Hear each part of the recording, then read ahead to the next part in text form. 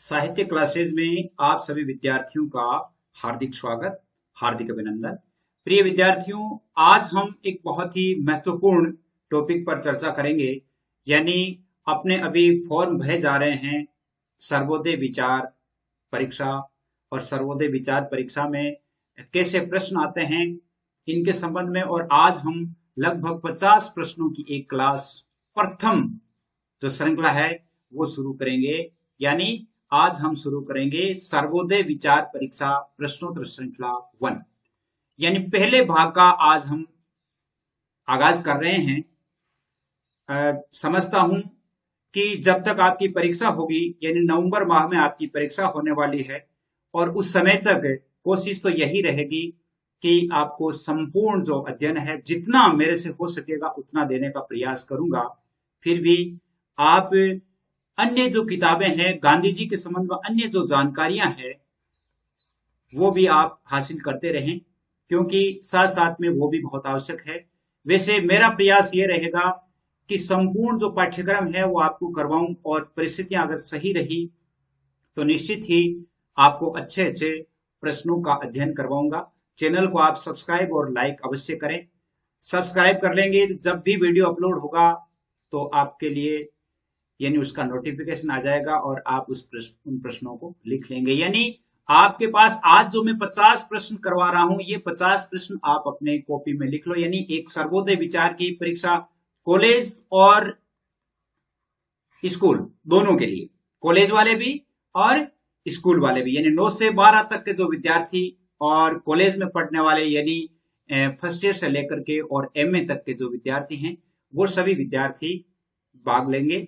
और उन सभी विद्यार्थियों के लिए ये जो समान रूप से उपयोगी रहेगा, क्योंकि आपके कॉलेज में और 9 से 12 के विद्यार्थियों के लिए कुछ जो टॉपिक है वो टॉपिक आपके समान हैं।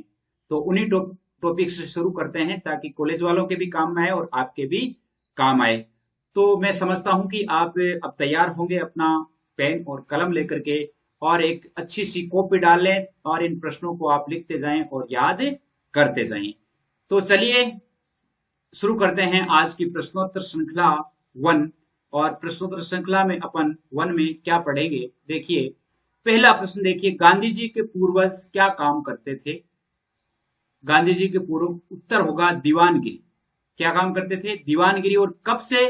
पिछली 3 पीढ़ियों से। पिछली 3 पीढ़ियों से तो दीवानगिरी का काम कर रहे थे, यानी उत्तम चंद से।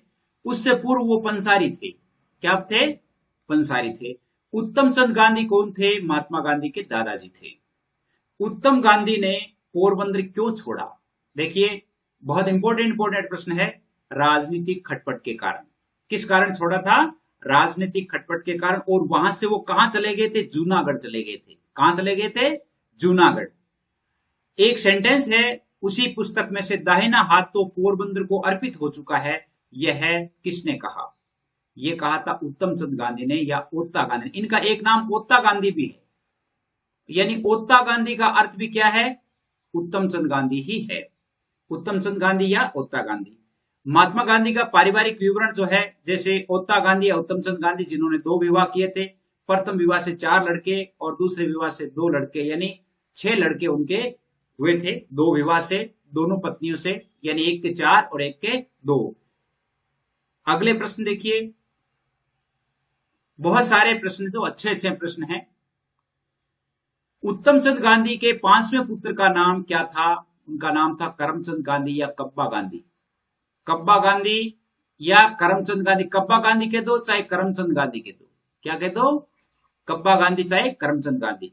उत्तम चंद गांधी के सबसे छोटे पुत्र का नाम था तुलसीदास गांधी। क्या नाम था? तुलसीदास गांधी।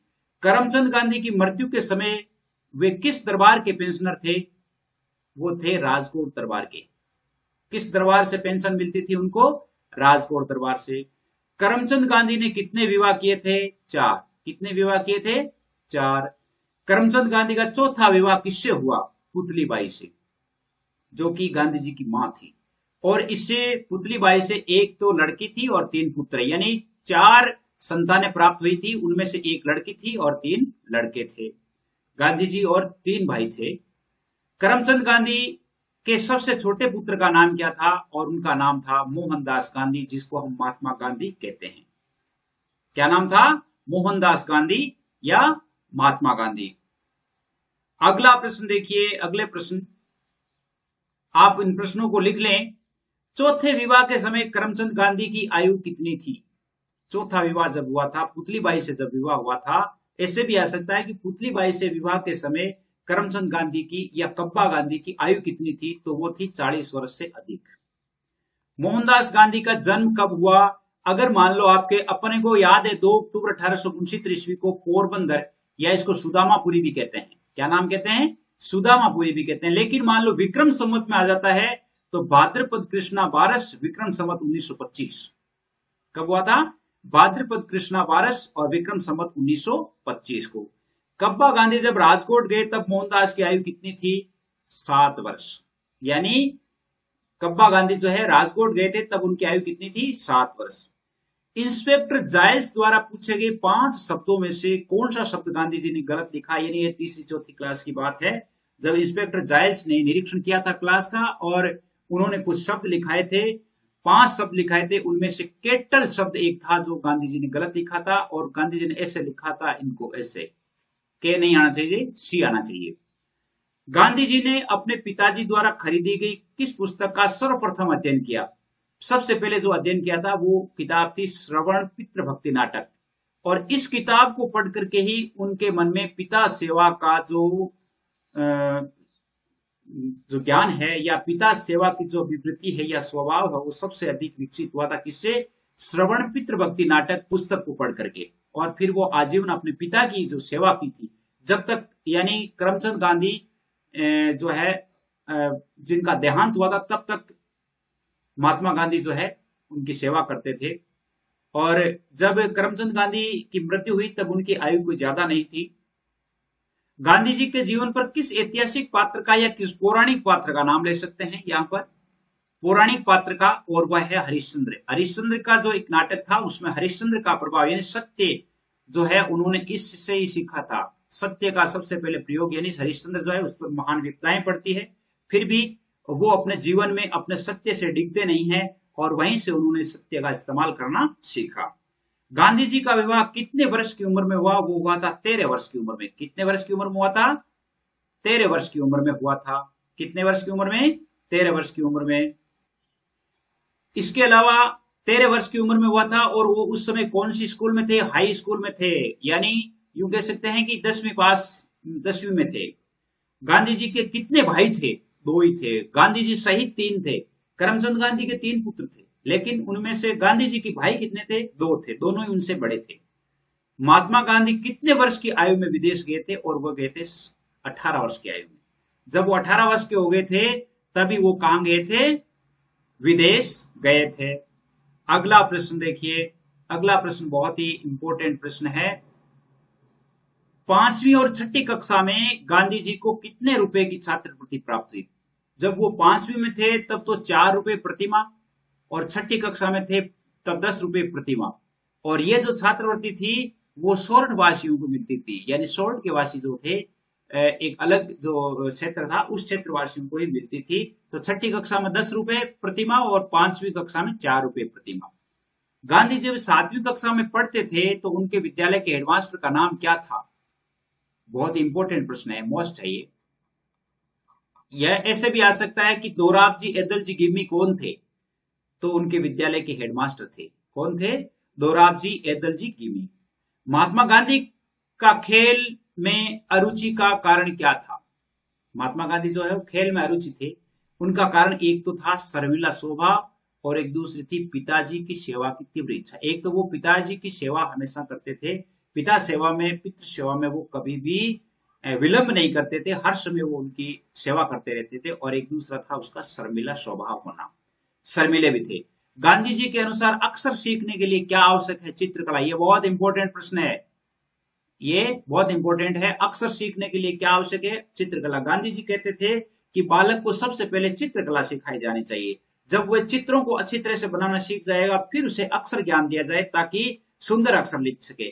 और गांधी जी स्वयं लिखते हैं कि उनकी जो हस्तलेख है अर्थात उनकी जो लेखन है वो इतना सुंदर नहीं था, और जो विदेश में गए थे तो उन्हें बहुत ही शर्म भी महसूस होती थी कि मैं इतने गंदे लिखता हूं, यानी उनकी जो लेखन शैली है वो थोड़ी स्पष्ट नहीं थी।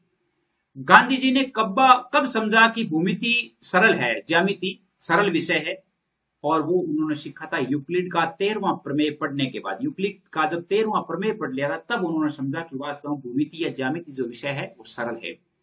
गांधी जी के संस्कृत के शिक्षक कौन थे? वो थे कृष्ण शंकर मास्टर। ये बहुत ही इंपॉर्टेंट प्रश्न है, कृष्ण शंकर मास्टर। गांधी जी ने राष्ट्रभाषा किसको माना है? किस भाषा को माना है? हिंदी को। किसको माना है? हिंदी को। गांधी जी के अनुसार ऊंचे दर्जे की उर्दू जानने के लिए किन भाषाओं का ज्ञान आवश्यक है? बहुत इंपॉर्टेंट है, अरबी और फारसी। उर्दू के लिए कौन सी भाषाओं का ज्ञान आवश्यक है? अरबी और फारसी।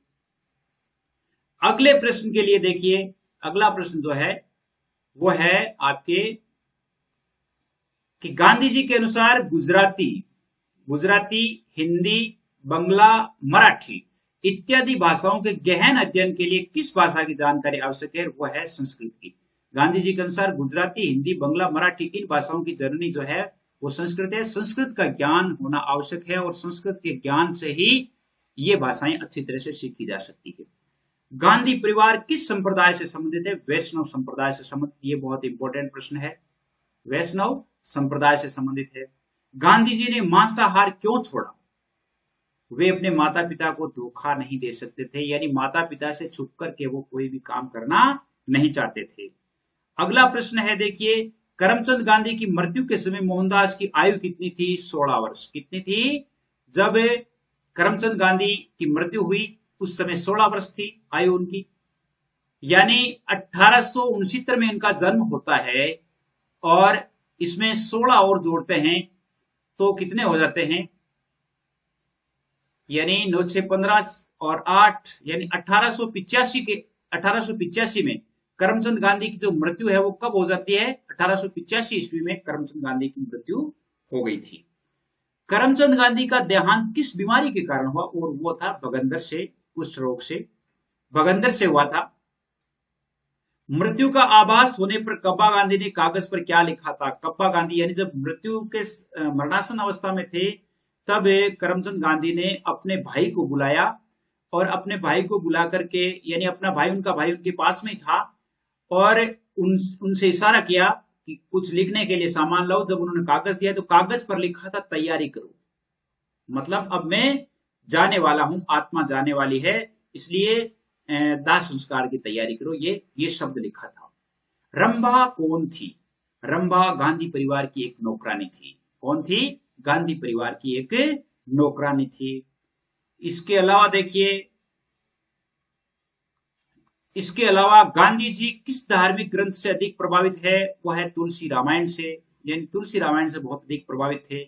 पोरबंदर के राम मंदिर में रामायण का पाठ कौन करते थे? पंडित लादा महाराज, जो कि बिल्लेश्वर के थे, और वो पंडित का नाम क्या था? पंडित लादा महाराज। गांधी जी को किस धर्म के प्रति अरुचि थी? वो थी ईसाई धर्म के प्रति। ईसाई धर्म के प्रति उनकी अरुचि क्यों हुई? क्योंकि वो ये अपनी आत्मकथा में लिखते हैं कि जब मैंने उन ईसाइयों को या जो ईसाई संत हैं उनको जब देखा तो वो हिंदू धर्म की बहुत अधिक बुराई कर रहे होते थे, हिंदू धर्म के प्रति भला बुरा कहते थे, इसलिए मुझसे वो सहन नहीं हुआ और उनकी कुछ उलझुल बातों को सुन सुन करके और मेरे मन में है ईसाई धर्म के प्रति अरुचि हो गई थी। उनके नियम, उनके कायदे मुझे अच्छे नहीं लगते थे। गांधी जी ने सच्चा और सार्थक जीवन किसे कहा है? अपकार के बदले उपकार करने को। ये देखिए बहुत इंपॉर्टेंट प्रश्न है। सच्चा और सार्थक जीवन किसको कहा है? अपकार के बदले उपकार करने को। गांधी जी ने मैट्रिक परीक्षा पास कब की? 1887 ईस्वी में।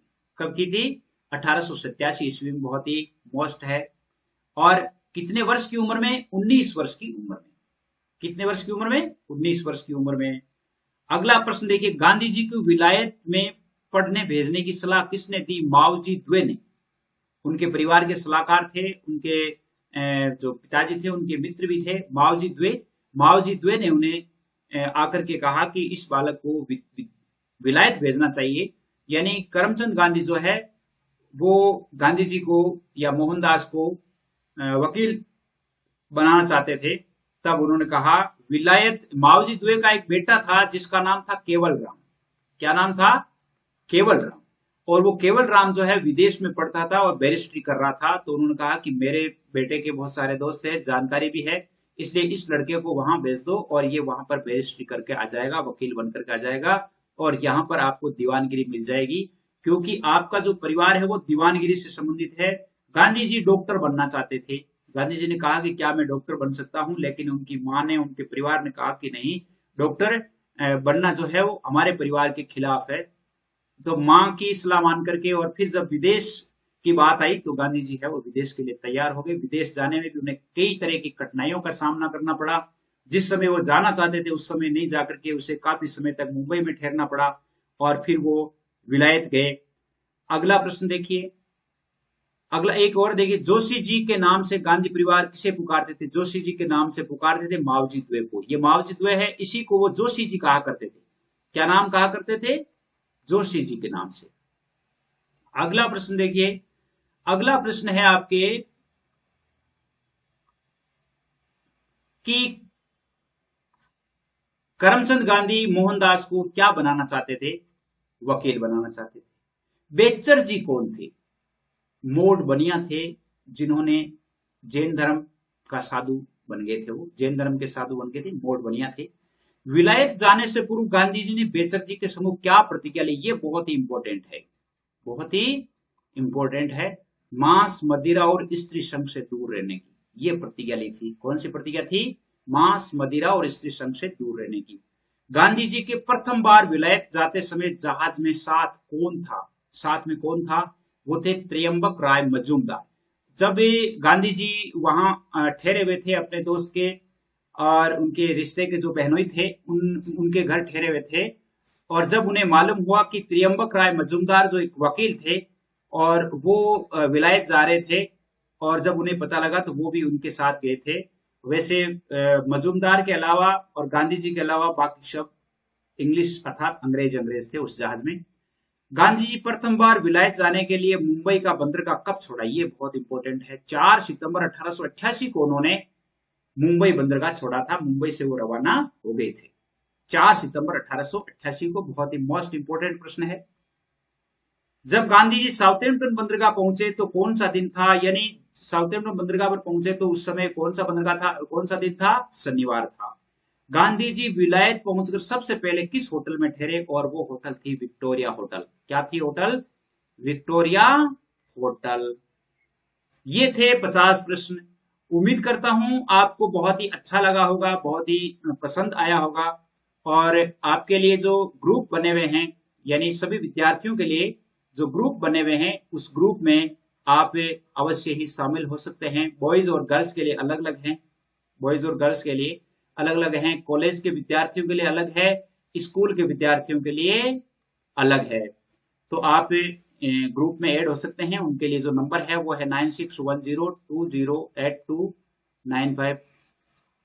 कोशिश तो यही रहेगी कि आपको अधिक से अधिक और अच्छी से अच्छी तैयारी करवाई जाए। वैसे अपने इस चैनल से, साहित्य क्लासेस से, आपके 12th, 11th और 12th क्लास के लिए जैसे हिंदी साहित्य, हिंदी कंपलसरी, पॉलिटिकल और इसके अलावा इंग्लिश में जैसे ग्रामर है, हिंदी में व्याकरण है, काव्य शास्त्र है हिंदी साहित्य में, इन सभी की कक्षाएं अपलोड की जाती है और 12th का कंप्लीट कोर्स सिलेबस जो है वो आपको करवाया जाता है। तो आप निश्चित रूप से मेरे साथ ऐड हो जाइए और चैनल को सब्सक्राइब कीजिए। अच्छा लगे तो लाइक भी कीजिए और अपने दोस्तों को भी शेयर कीजिए।